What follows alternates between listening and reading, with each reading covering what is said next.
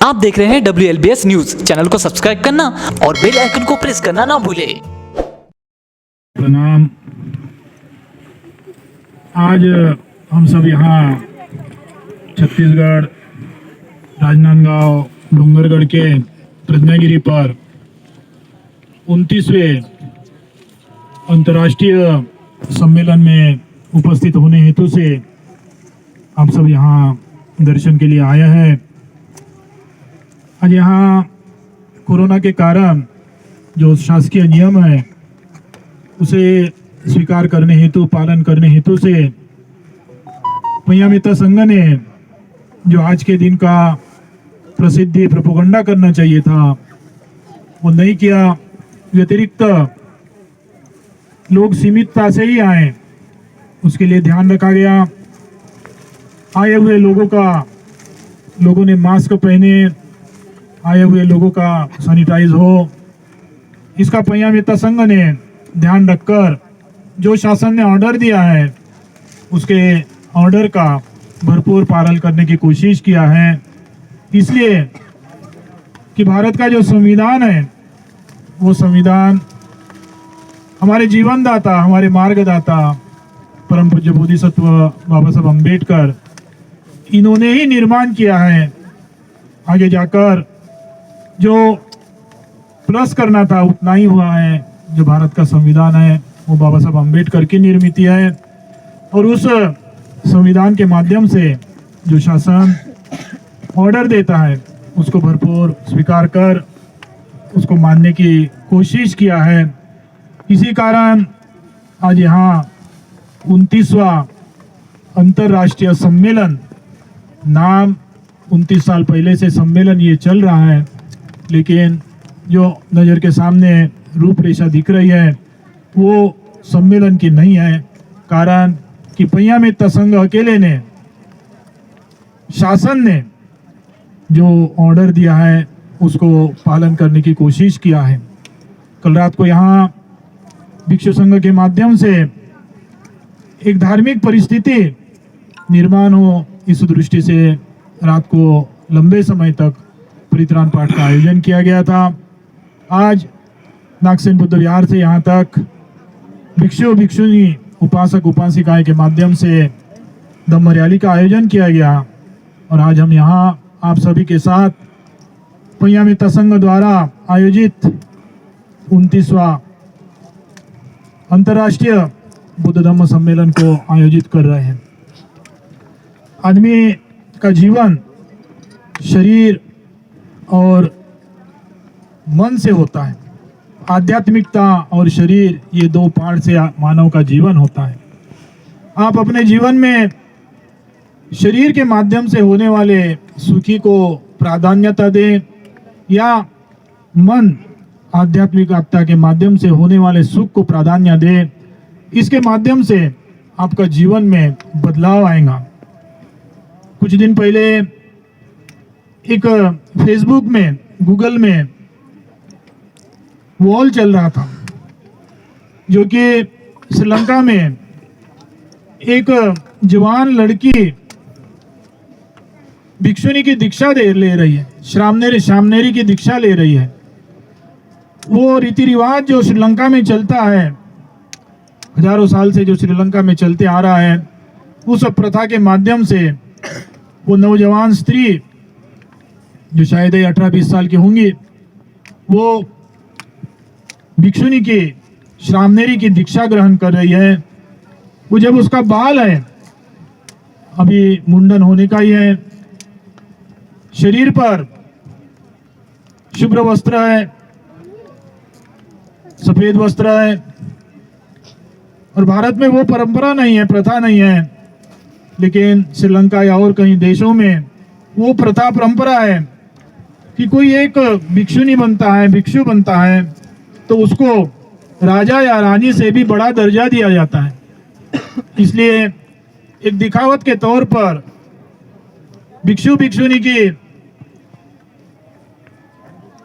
जो दीक्षा ग्रहण करते हैं उन्हें पुरुष हो तो राजा बनाया जाता है, स्त्री हो तो उसको रानी बनाया जाता है। वो लड़की रानी का रूप लेकर माता पिता के पैर पड़ रही है। बड़े भावुकता से, बड़े श्रद्धा से माता पिता को सामने बैठाकर वो स्त्री जब बाल अवस्था में है, जब शुभ वस्त्र के अवस्था में है, जब शरीर में गहने हैं, एक रानी का रूप लेकर बैठी है, वो रानी के रूप में अपने माता पिता का पैर पड़ रही है। और जब एक एक प्रथा आगे जाती है, उसको जो सर में बाल है उस बाल को उतारा जाता है, उसे जो कपड़े हैं, रानी के कपड़े हैं, गहने हैं, उसको उतार कर वो भिक्षुनी का जीवन जिए, उस तरह का प्रोग्राम चलते रहता है। जैसे जैसे वो यंग लेडी भिक्षुनी का रूप धारण करती है, उस धारण करते करते ही माता पिता एक भावुकता से उस अपने ही लड़की के पैर पड़ने को लगते हैं, उसी को ही अनुवादन करने को लगते हैं, उसी को ही हाथ जोड़ते हैं। 5-10 मिनट का फर्क होगा। जब लड़की रानी का रूप ले रही थी, तब रानी अपने माता पिता के पैर पड़ रही थी, छू रही थी।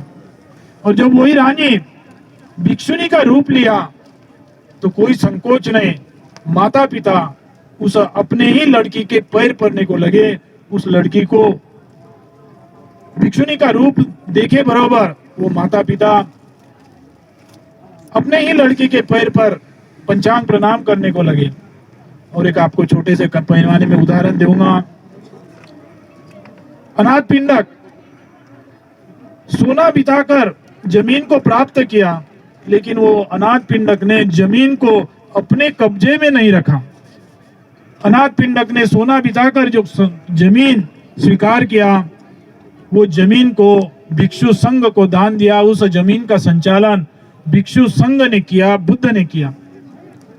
आज उसी प्रथा को रानी क्यों ना हो, भिक्षुनी बन गई तो उसे भिक्षुनी के रूप में, राजा क्यों ना हो वो भिक्षु बन गया तो उसे भिक्षु के रूप में हमारे यहाँ भी प्रथा बनेंगी, बनना चाहिए। तो आज जो हम यहाँ परिस्थिति देख रहे हैं, धम्म की परिस्थिति देख रहे हैं, वो परिस्थिति में काफी बदलाव आएगा। अनाथ पिंडक ने सोना बिताकर जमीन परचेज किया, लेकिन उस जमीन को अपना कब्जा नहीं, संघ के माध्यम से उस जमीन के संचालन किया। तब कोई बुद्ध धम्म आगे बढ़ते गया। आज हमारे बीच में भी उस श्रीलंका की लड़की के माता पिता की भावना निर्माण होनी चाहिए, ताकि धम्म जो है वो चलाने वाले भिक्षु भिक्षुनी होती है। गृहस्थी को थोड़ा सा दूर रहकर उसका सपोर्ट करना, यही अपना कर्तव्य समझना चाहिए। वो जब सामने आकर धम्म को संचालित करने को देखते हैं तो वो धम्म को संचालित नहीं करते हैं, वो धम्म का इस्तेमाल करते हैं, या तो अपने पैसे के लिए, या तो अपने जायदाद के लिए, या तो अपने नाम के लिए, या तो अपने खुर्ची के लिए। आज यही हालत हर जगह में दिखाई दे रही है। हमने उस श्रीलंका के माता पिता के जो भावना है उसको ग्रहण करना चाहिए। उस अनाथ पिंडक के जो बुद्ध के प्रति, धम्म के प्रति, संघ के प्रति भावना थी, उस भावना को हमने स्वीकार करना चाहिए। 19 वर्ष पहले यहाँ इस प्रज्ञागिरी के ऊपर में आपके नजर के सामने जो महान बुद्ध की प्रतिमा है, इस बुद्ध की प्रतिमा को पय्यामित्त संघ ने ही निर्माण किया है। ये प्रतिमा इसलिए निर्माण किया कि मध्य भारत का एक दर्शनीय स्थल बने। आज भी हमारी वही कोशिश है, लेकिन उस कोशिश को तोड़ने के लिए कोशिश करने वाले भी लोग निर्माण होते हैं। आज ये प्रतिमा इसलिए निर्माण की गई थी कि लोगों के बीच में बुद्ध धम्म संघ इसके प्रति श्रद्धा निर्माण हो, और ये प्रतिमा के माध्यम से हमारे बीच में करुणा मैत्री की भावना निर्माण होगी। आज 29 साल हो गए, आज जिसके मन में करुणा मैत्री की भावना निर्माण हुई होंगी, उन्होंने और आगे बढ़ाना है। और जिनके मन में इस मूर्ति को इस्तेमाल करने की भावना बढ़ते जा रही है, उन्होंने अपने मन को बदलाव कर ये मूर्ति जिस कारण, जिस दिशा के लिए बनाए गए थे, उस कारण मैत्री करुणा को स्वीकार कर अपने भी जीवन को और पराया के जीवन को भी आगे बढ़ाते रहे। यही आज के प्रति प्रवचन समाप्त करता हूं। और आज यहाँ जो कम से कम लोग इसलिए है कि आज भी दुनिया में कोरोना फैल रहा है। आप सबका स्वास्थ्य अच्छा रहे, सबका स्वास्थ्य ठीक रहे, आप सबके ऊपर कोरोना की रोग ना लगे, यही तीव्रता से